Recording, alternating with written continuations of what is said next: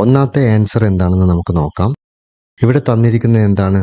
ഒരു വൃത്തം തന്നിട്ടുണ്ട്. അതിൻ്റെ 144 ഡിഗ്രിയാണ് അടയാളപ്പെടുത്തിയിരിക്കുന്നത്. ഷെയ്ഡഡ് പാർട്ടിന്റെ ഫ്രാക്ഷൻ ആണ് നമുക്കിവിടെ കാണേണ്ടത്. 360 ഡിഗ്രിയാണ് ഒരു വൃത്തത്തിൽ ടോട്ടൽ വരുന്നത്.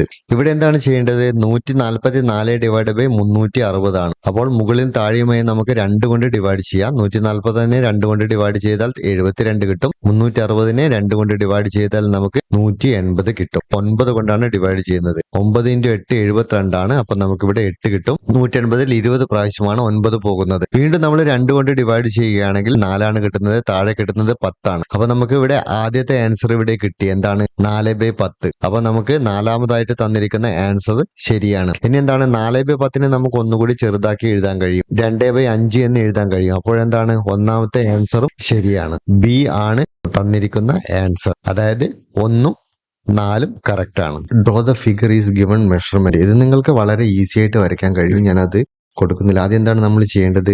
6 സെന്റിമീറ്റർ ആണ് ആദ്യം വരയ്ക്കേണ്ടത്. അതിനുശേഷം നമുക്ക് ഇവിടെ 90 ഡിഗ്രി വെച്ചതിന് ശേഷം ഒരു ലൈൻ വരയ്ക്കുക. ലൈൻ കുറച്ച് ലെങ്ത് ആയിട്ട് വരയ്ക്കുക. അതിനുശേഷം എന്ത് ചെയ്യുക? നമ്മൾ 4 സെന്റിമീറ്റർ അവിടെ അടയാളപ്പെടുത്തുക. അതിനുശേഷം പ്രൊട്ടക്ടർ ഇവിടെ വയ്ക്കുക. 60 ഡിഗ്രി അടയാളപ്പെടുത്തുക. അതിനുശേഷം നമുക്ക് ഒരു ലൈൻ ലെങ്ത്തിൽ വരയ്ക്കുക.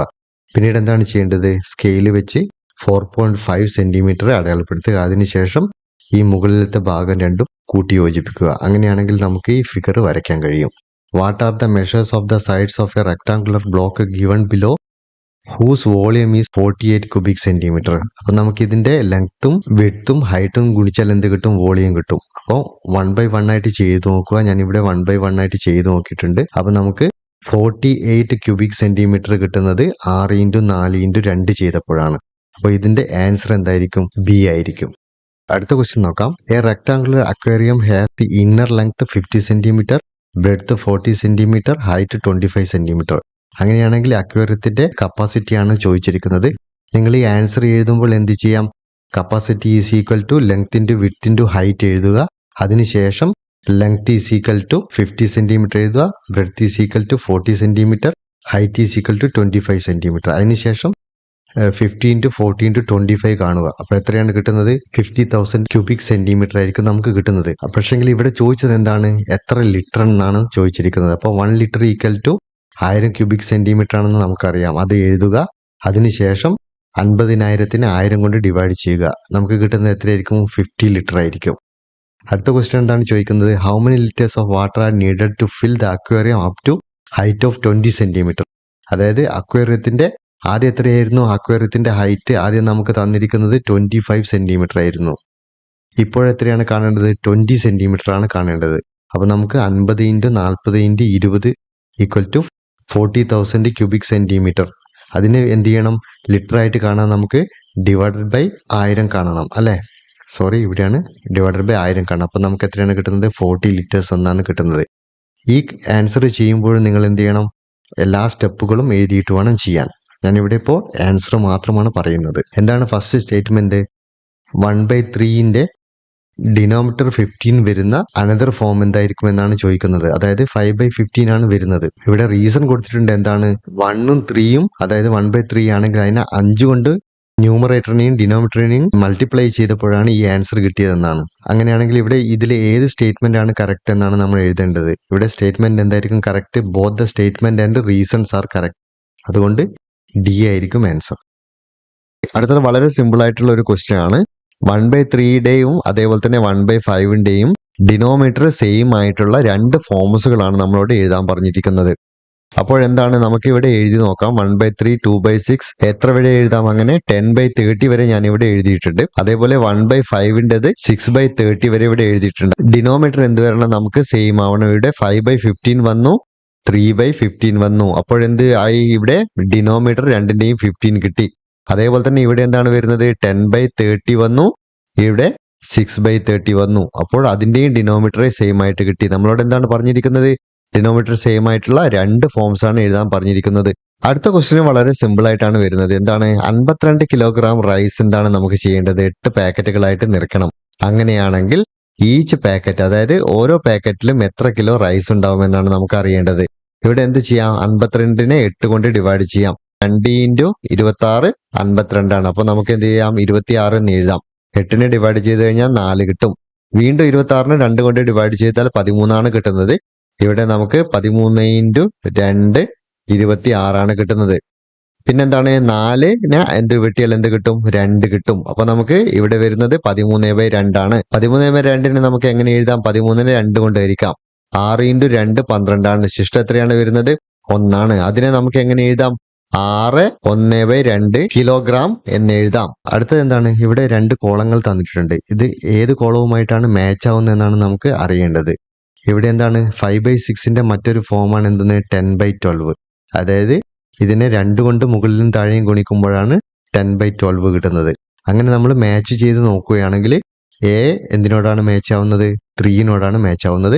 ബി 1നോടാണ് മാച്ച് ആവുന്നത്. അതേപോലെ തന്നെ സി 2നോടാണ് മാച്ച് ആവുന്നത്.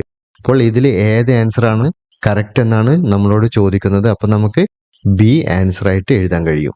അടുത്ത ക്വസ്റ്റ്യൻ നോക്കാം. 45/54ന്റെയും 32/72ന്റെയും ഏറ്റവും സിംപ്ലസ്റ്റ് ആയിട്ടുള്ള ഫോം എഴുതാനാണ് പറഞ്ഞിരിക്കുന്നത്.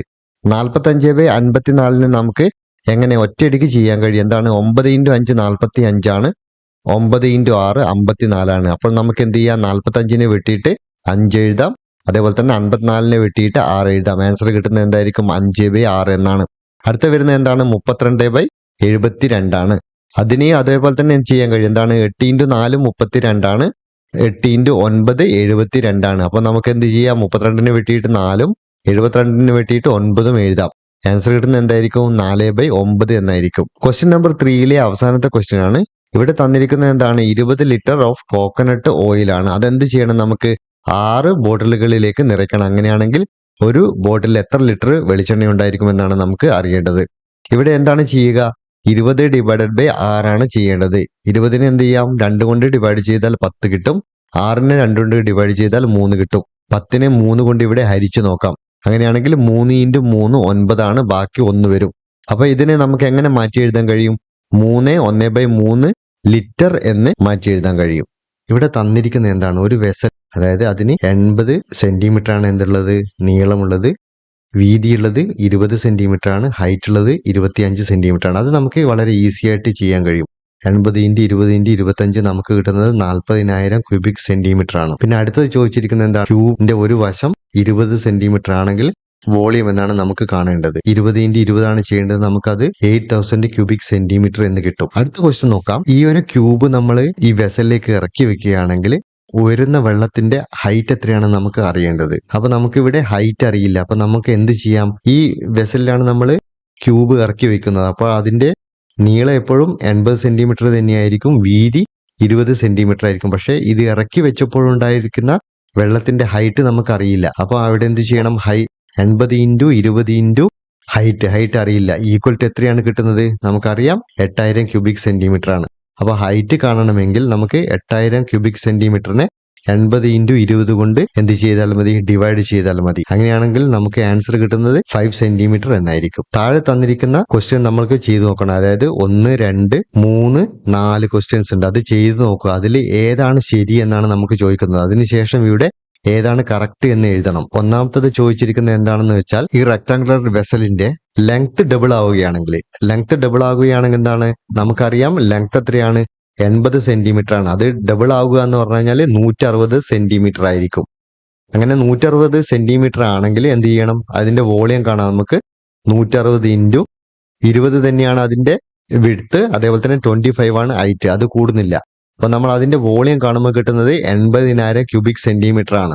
അങ്ങനെയാണെങ്കിൽ ഇതിന്റെ വോളിയം എത്രയായിട്ട് ഇൻക്രീസ് ചെയ്യണം എന്ന് പറഞ്ഞത്? 4 ടൈംസ് ആയിട്ട് ഇൻക്രീസ് ചെയ്യണം എന്നാണ് പറഞ്ഞത്. അപ്പൊ ഇതിന്റെ വോളിയം നമ്മൾ ആദ്യമേ കണ്ടുവച്ചിട്ടുണ്ട്. എത്രയാണ്? 40,000 ക്യൂബിക് സെന്റിമീറ്റർ ആണ് നമുക്ക് കിട്ടിയത്. അതിന്റെ 4 ടൈം ഇൻക്രീസ് ആവുക എന്ന് പറഞ്ഞതിൽ എത്രയാണ്? 1,60,000 ക്യൂബിക് സെന്റിമീറ്റർ ആണ്. അപ്പോൾ 1,60,000 ക്യൂബിക് സെന്റിമീറ്ററും ഇതും എന്താണ്? ഒന്നാകുന്നില്ല. കാരണം സെയിം കിട്ടുമെന്നാണ് പറയുന്നത്. അതുകൊണ്ട് എന്താണ്? ആ ആൻസർ തെറ്റാണ്. അടുത്തത് പറയുന്നത് the volume of a rectangular block is double. അതായത് അതിന്റെ വോളിയം 40,000 ആയിരുന്നു നമുക്ക് കിട്ടിയ വോളിയം. അതെന്ത് ചെയ്യും? ഡബിൾ ആകും എന്ന് പറഞ്ഞു കഴിഞ്ഞാൽ വോളിയം ഡബിൾ ആകും. എങ്ങനെയാണെങ്കിൽ അതിന്റെ വിഡ്ത്ത് 4 പ്രാവശ്യം, അതിന്റെ വിഡ്ത്ത് 4 ടൈംസ് ഇൻക്രീസ് ചെയ്ത് കഴിഞ്ഞാൽ, അത് ആദ്യത്തെ വിഡ്ത്ത് എത്രയായിരുന്നു?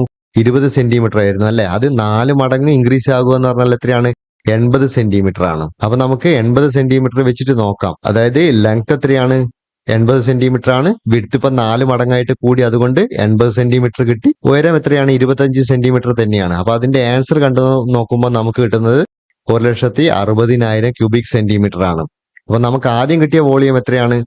40,000 ആണ്. അത് എത്രയാണ് പറയുന്നത്? ഡബിൾ ആകുമെന്നായിരുന്നു പറയുന്നത് അല്ലെ? ഡബിൾ ആകുമെന്നാണ് പറയുന്നത്. അപ്പോൾ ഇതിന് 2 കൊണ്ട് ഗുണിച്ചാൽ നമുക്കത് 80,000 ആണ് കിട്ടുന്നത്. അപ്പോൾ ഈ ആൻസറുമായിട്ട് എന്താണ്? മാച്ച് ആവുന്നില്ല. അതുകൊണ്ട് ഈ ആൻസർ എന്താണ്? തെറ്റാണ്. ഈ 2 കാര്യങ്ങളും നമുക്ക് തെറ്റാണെന്ന് കിട്ടി. മൂന്നാമത്തെ ക്വസ്റ്റ്യൻ നമുക്ക് പരിശോധിക്കാം. അതിലെന്താണ് പറഞ്ഞിരിക്കുന്നത്? Volume of a rectangular block is 4 times, അതായത് 4 മടങ്ങായിട്ട് വർദ്ധിക്കും. എങ്ങനെയാണെങ്കിൽ ഇതിന്റെ ഏതെങ്കിലും 2 സൈഡുകൾ എന്തായിരിക്കണം? ഡബിൾ ആവുകയാണെങ്കിൽ. അപ്പൊ നമുക്ക് ഒന്നുമില്ലെങ്കിൽ ലെങ്ത് ഡബിൾ ആക്കണം, അല്ലെങ്കിൽ വിഡ്ത്ത് ഡബിൾ ആക്കണം, എന്നിട്ട് ഹൈറ്റ് അങ്ങനെ തന്നെ വെക്കാം. അങ്ങനെയാണെങ്കിൽ ഇവിടെ നമുക്ക് നോക്കാം. ലെങ്ത് ഡബിൾ ആവുകയാണെങ്കിലാണ് എത്രയാണ്? 80 × 2 ആണ് അല്ലെ? ലെങ്ത് ഡബിൾ ആവുകയാണെങ്കിൽ 80 × 2 160 സെന്റിമീറ്റർ നമുക്ക് കിട്ടും. വിഡ്ത്ത് ഡബിൾ ആവുകയാണെങ്കിൽ 20 × 2 40 സെന്റിമീറ്റർ നമുക്ക് കിട്ടും.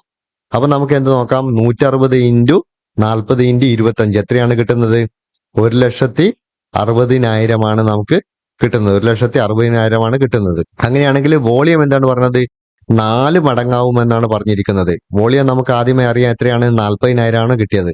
അതിന്റെ 4 മടങ്ങ് എന്ന് പറയുമ്പോൾ × 4 എത്രയാണ് കിട്ടുന്നത്? 1,60,000 ആണ്. അപ്പൊ എന്താണ്?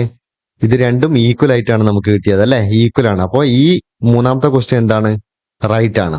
നാലാമത്തെ ക്വസ്റ്റ്യൻ നോക്കാം. നാലാമത്തെ ക്വസ്റ്റ്യൻ എന്താണ് പറഞ്ഞിരിക്കുന്നത്? Length, breadth and height of A rectangle block എന്തായിരുന്നു? ഡബിൾ ആവുക. ഇതിൽ ലെങ്ത്തും ഡബിൾ ആകണം. അതായത് ലെങ്ത് 80 ആയിരുന്നു ഉണ്ടായിരുന്നത്, അത് ഡബിൾ ആക്കണം. 160 സെന്റിമീറ്റർ കിട്ടും. വിഡ്ത്ത് എന്താണ്? 20 × 2 ആണ് അല്ലെ? അതും ഡബിൾ ചെയ്ത് കഴിഞ്ഞാൽ 40 സെന്റിമീറ്റർ കിട്ടും. ഹൈറ്റ് എന്താണ്? 25 ആണ്. അതിനെ ഡബിൾ ആക്കിയാൽ 50 സെന്റിമീറ്റർ കിട്ടും. അപ്പൊ അതിന്റെ വോളിയം നമ്മൾ കാണാം. വോളിയം കാണുകയാണെങ്കിൽ 160 × 40 × 50. അത് ചെയ്ത് കഴിഞ്ഞാൽ എത്രയാണ് കിട്ടുന്നത്? 3,20,000 ആണ് കിട്ടുന്നത്. അപ്പോൾ നമുക്ക് പറഞ്ഞിരിക്കുന്നത് എന്താണ്? വോളിയം 8 പ്രാവശ്യം ഇൻക്രീസ് ആയി കഴിഞ്ഞാൽ സെയിം ആയിരിക്കും എന്നാണ് പറയുന്നത്. അപ്പൊ നമുക്ക് ആദ്യമുള്ള വോളിയം നമ്മൾ കണ്ടത് എത്രയാണ്? 40,000 ആണ്. അതിനെ 8 കൊണ്ട് ഗുണിച്ചാൽ 8 മടങ്ങായി മാറി. ആൻസർ എത്രയാണ് കിട്ടുന്നത്? 3,20,000 ആണ്. അപ്പോൾ നമുക്ക് രണ്ടും കിട്ടുന്നത് സെയിം ആണ്. അതുകൊണ്ട് എന്താണ്? ഈ 2 ക്വസ്റ്റ്യനുകളാണ് എന്താണ് ശരിയായിട്ട് കിട്ടിയിരിക്കുന്നത്. ഈ ക്വസ്റ്റ്യന് ആൻസർ എഴുതാം. ആദ്യം പറഞ്ഞിരിക്കുന്നത് എന്താണ്? 1ഉം 3ഉം ആണ് കറക്റ്റ് എന്നാണ്. അല്ലല്ലോ, 3ഉം 4ഉം ആണ് കറക്റ്റ് ആണെന്ന് കിട്ടിയിരിക്കുന്നത്. ഇവിടെ ശരി ഉത്തരമായിട്ട് കിട്ടിയിരിക്കുന്നത് ബി ആണ്.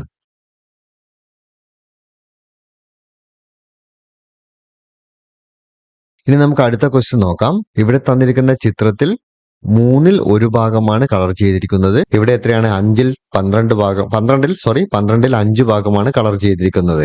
അങ്ങനെയാണെങ്കിൽ എന്താണ് നമുക്ക് കാണേണ്ടത്? താഴെ കൊടുത്തിരിക്കുന്നതിൽ ഏതാണ് ശരിയെന്നാണ് നമുക്ക് അറിയേണ്ടത്. അപ്പൊ നമ്മൾ എന്ത് ചെയ്യാം? ജസ്റ്റ് ഇതൊന്ന് കൂട്ടി നോക്കുക. 1/3 + 5/12 ചെയ്താൽ എത്രയാണ് കിട്ടുന്നതെന്ന് നോക്കാം. ഞാനിവിടെ ചെയ്തിട്ടുണ്ട് 1/3 + 5/12. ഇതിനെ ഡിനോമിനേറ്റർ സെയിം ആക്കാൻ വേണ്ടിയിട്ട് നമ്മൾ എന്ത് ചെയ്യണം?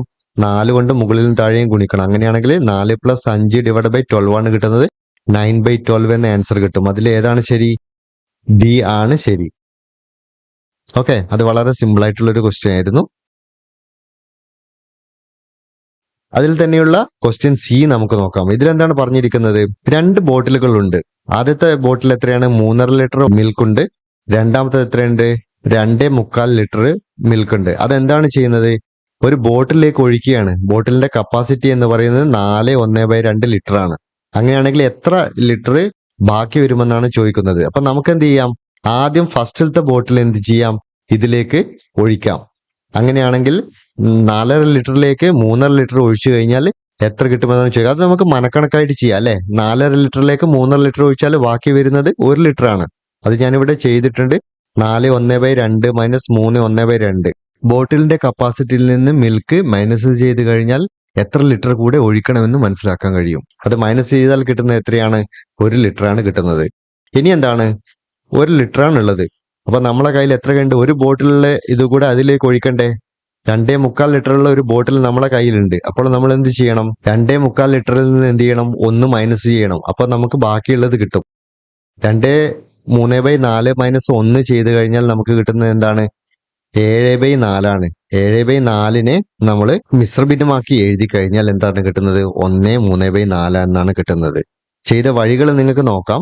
4/1/2 മൈനസ് 3/1/2 അല്ലെ? അങ്ങനെയാണെങ്കിൽ എന്താണ് ചെയ്യേണ്ടത്? ആദ്യം 4 ഇൻറ്റു 2 നമ്മൾ ചെയ്യും. 4 ഇൻറ്റു 2 എത്രയാണ്? 8. 8 പ്ലസ് 1 9 വരുന്നുണ്ട്. 9/2. അടുത്തത് 3/1/2 എങ്ങനെയാണ് ചെയ്യുന്നത്? 3 ഇൻറ്റു 2 2 6 6 പ്ലസ് 1 എത്രയാണ്? 7/2. അപ്പൊ ഇവിടെ എന്താണ്? ഡിനോമിനേറ്റർ എന്താണ്? സെയിം ആണ്. അപ്പോൾ 9 നിന്ന് 7 കുറയ്ക്കാം. എത്രയാണ് കിട്ടുന്നത്? 2 ആണ് കിട്ടുന്നത്. 2/2 എന്ന് പറഞ്ഞാൽ എത്രയാണ്? 1 ലിറ്റർ അല്ലേ? അത് കിട്ടിക്കഴിഞ്ഞു. ഇനി എന്താണ് ചെയ്യുന്നത്? 2/3/4 2/3/4 നമ്മൾ 1 കുറയ്ക്കുകയാണ്. അപ്പോൾ എന്താണ്? 2 ഇൻറ്റു 4 പ്ലസ് 3 എത്രയാണ് വരുന്നത്? 11/4 ആണ്. ഇനിയിപ്പോൾ 1 എന്ന് പറഞ്ഞാൽ എന്താണ്? 1/1 ആണ്. അപ്പൊ നമുക്ക് 11/4 നിന്ന് 1/1 കുറയ്ക്കണം.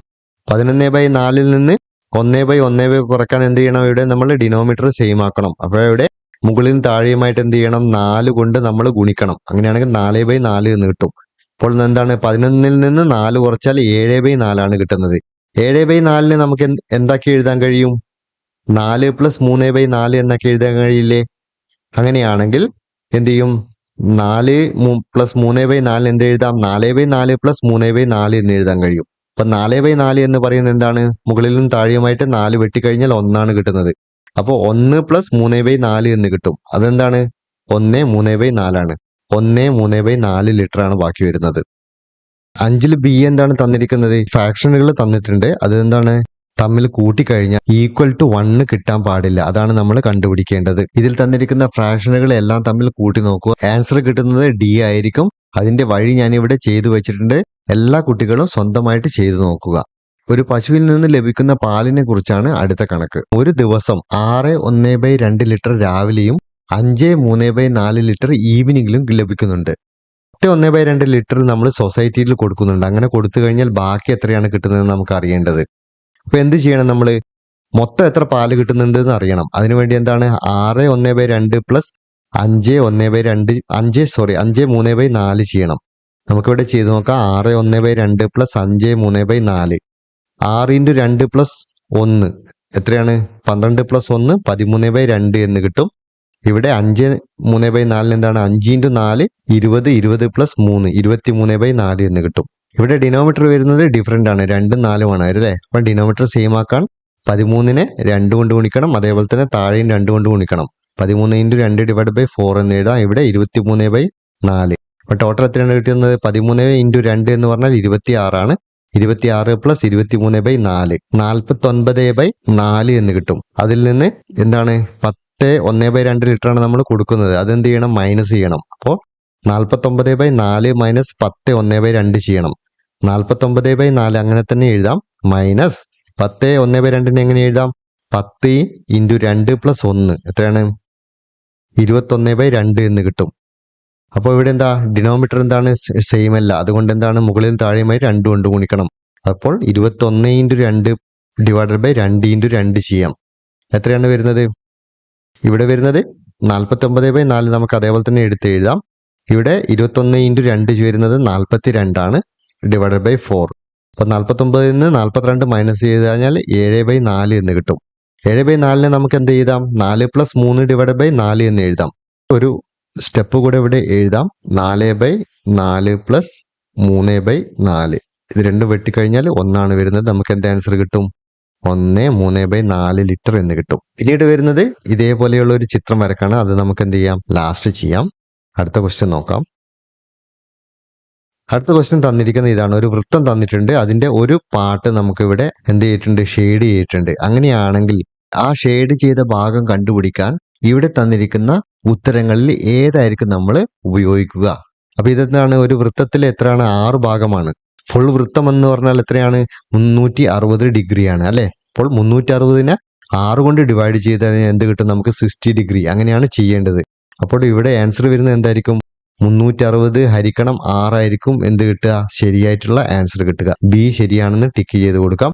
വേണമെങ്കിൽ ഇത് സോൾവ് ചെയ്തിട്ട് 60 ഡിഗ്രി എന്ന് കൊടുക്കുകയും ചെയ്യാം. ഇവിടെ ആദ്യമായിട്ട് ചെയ്യുന്നത് 6 സെന്റിമീറ്റർ നീളത്തിലുള്ള ഒരു ലൈൻ വരയ്ക്കുകയാണ്. അതിനുശേഷം 3 സെന്റിമീറ്റർ മിഡിലായിട്ട് അടയാളപ്പെടുത്തുകയാണ്. പിന്നീട് സെന്ററിൽ നിന്ന് 3 സെന്റിമീറ്റർ റേഡിയസിൽ നമുക്കൊരു വൃത്തം വരയ്ക്കാം. അങ്ങനെ ഒരു വൃത്തം വരയ്ക്കുകയാണെങ്കിൽ നമ്മൾ ആദ്യം വരച്ച ലൈനിന്റെ 2 ഭാഗങ്ങളെയും 2 എൻഡിനെയും ടച്ച് ചെയ്തുകൊണ്ടായിരിക്കും ആ വൃത്തം ഉണ്ടാവുക. പിന്നീട് രേഖയുടെ എൻഡിൽ നിന്ന്, അതായത് 3 സെന്റിമീറ്റർ തന്നെ ആയിരിക്കണം അതിന്റെ റേഡിയസ്, എന്നിട്ട് വൃത്തത്തിന്റെ 2 ഭാഗങ്ങളെയും കട്ട് ചെയ്യുക. അടുത്ത എൻഡിൽ നിന്നും ഇതേപോലെ തന്നെ എന്ത് ചെയ്യാം, വൃത്തത്തിന്റെ 2 ഭാഗങ്ങളെ നമുക്ക് കട്ട് ചെയ്യാം. അങ്ങനെ കട്ട് ചെയ്താൽ ഇതേപോലെയാണ് നമുക്ക് ലഭിക്കുന്നത്. അടുത്തതായിട്ട് എന്ത് ചെയ്യണം, സ്കെയിൽ ഉപയോഗിച്ച് എന്ത് ചെയ്യണം, ഈ ലൈനുകളെ യോജിപ്പിക്കണം. അത് നിങ്ങൾ ശ്രദ്ധയോടെ കാണുക, എങ്ങനെയാണ് ഞാൻ ആ ലൈനുകൾ വരയ്ക്കുന്നത് എന്നുള്ളത്. ആദ്യത്തെ ത്രികോണം വരച്ചു കഴിഞ്ഞു. ഇനി ഒരു ത്രികോണം കൂടി വരയ്ക്കാനുണ്ട്. അങ്ങനെയാണെങ്കിൽ വൃത്തത്തിൽ 3 പോയിന്റുകളാണ് ബാക്കിയുള്ളത്. ആ പോയിന്റുകളെ കൂടി യോജിപ്പിച്ചു കഴിഞ്ഞാൽ നമുക്ക് അടുത്ത ത്രികോണവും ലഭിക്കും. വേണ്ടാത്ത ഭാഗങ്ങൾ ഇനി ഇറേസ് ചെയ്ത് കളയാം. അടുത്തായിട്ട് ചെയ്യുന്നത് ത്രികോണങ്ങളുടെ കോണുകളെ ബന്ധിപ്പിച്ചുകൊണ്ട് ഒരു ലൈൻ വരയ്ക്കുകയാണ്. ഫുള്ളായിട്ട് വരയ്ക്കണമെന്നില്ല, നമുക്ക് ആവശ്യമുള്ള അത്രയും ഭാഗങ്ങൾ മാത്രം വരച്ചാൽ മതിയാകും. ഇപ്പോൾ വരച്ച ലൈനുകളുടെ എൻഡുകളെ തമ്മിൽ നമുക്ക് എന്ത് ചെയ്യണം, കൂട്ടി യോജിപ്പിക്കണം. ഇത്രയും ഭാഗങ്ങൾ കൂട്ടി യോജിപ്പിച്ചതിന് ശേഷം ആവശ്യമായ ഷെയ്ഡുകൾ നിങ്ങൾ കൊടുക്കുക. ഞാൻ ഇതിനിപ്പോൾ കളർ കൊടുക്കുന്നില്ല, എങ്ങനെയാണ് വരയ്ക്കുന്നതെന്ന് മാത്രമാണ് എക്സ്പ്ലെയിൻ ചെയ്യുന്നത്. മോഡൽ ക്വസ്റ്റ്യൻ പേപ്പറിലെ എല്ലാ ചോദ്യങ്ങൾക്കും ഉത്തരം കണ്ടെത്തി കഴിഞ്ഞു. കൂടുതൽ സംശയങ്ങൾ ഉണ്ടെങ്കിൽ നിങ്ങൾക്ക് രക്ഷിതാക്കളുടെയോ അല്ലെങ്കിൽ ടീച്ചേഴ്സിന്റെയോ സഹായം തേടാം. കൂടാതെ നിങ്ങളുടെ സംശയങ്ങൾ കമന്റായി എന്നെ അറിയിക്കുകയും ചെയ്യാം. ഞാൻ നിങ്ങളെ സഹായിക്കാൻ തയ്യാറാണ്.